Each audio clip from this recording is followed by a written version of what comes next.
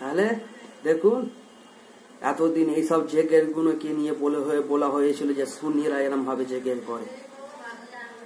এতদিন এই জেকের গুলোকে নিয়ে বলা হয়েছিল সুন্নিরা এরম ভাবে জেকের করে।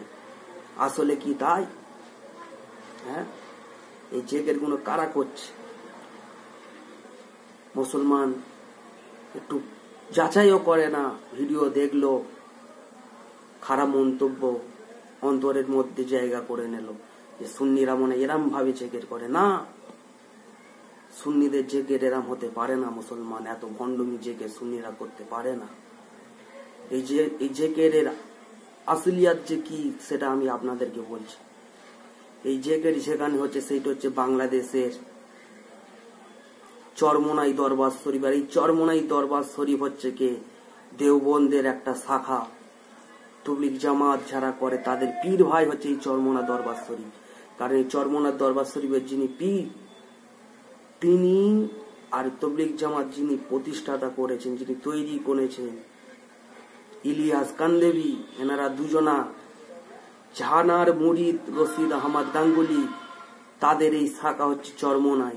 একটা চলে গেছে চরমোনাই, আর একটা চলে গেছে তবলিগ জামাত, তারা করে। আর এরাই এই ভণ্ডমি জেকের গুলো করতেছে।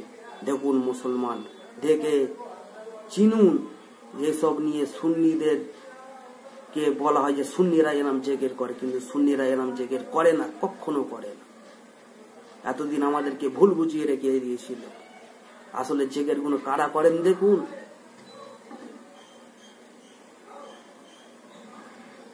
চরমোনাই দরবার শরীফ দেওবন্দের একটা শাখা, তারাই এরাম নেচে নেচে বাঁশে ঝুলে ঢিকবাজি খেয়ে তারাই জেকের গুলো করে। সুন্নিরা কোনোদিন এরাম জেকের করতে পারে না। এতদিন এই সব জেকের গুলোকে নিয়ে সুন্নিদের ওপরে আঙুল তোলা হয়েছিল। সুন্নিরা কিন্তু প্রতিবাদ করেনি।